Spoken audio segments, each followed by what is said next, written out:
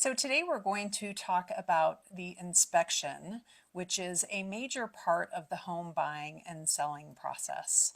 The inspection typically takes place within 10 days of going under contract, and it is typically paid for by the buyer.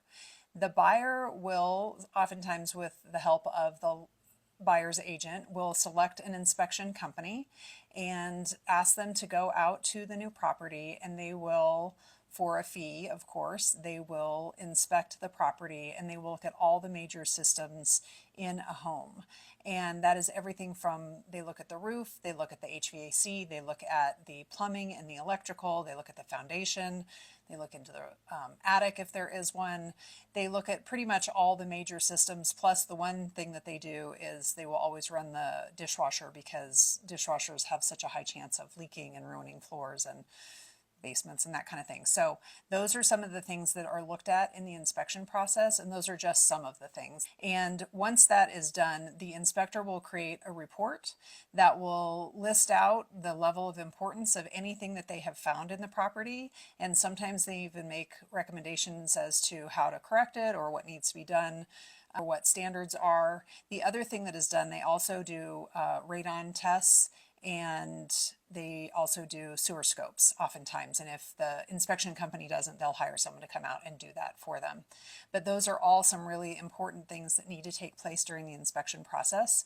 And the one thing that I will say is, if you're working with a really good listing agent, they're going to stress the importance of the sellers being very, very transparent about what they know has been an issue in the house. It could be anything from they replaced the HVAC system 3 years ago, or they know that there was a plumbing leak at one point that was addressed and corrected, and they're going to provide receipts for that.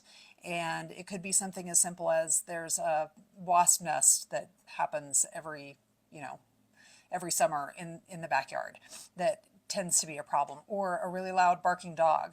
Those are the things that really need to be disclosed, because regardless of whether the seller thinks someone's going to find out about it or not, typically in an inspection, it's going to happen, it's going to come out. So they really should be addressing that.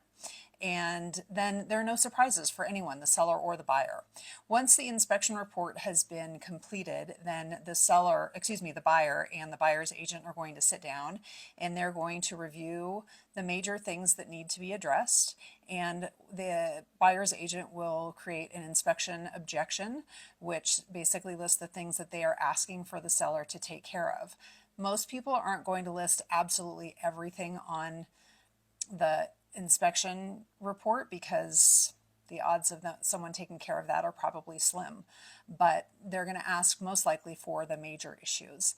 Then the seller is going to sit down and review what they've been asked for and determine what they're willing to pay for.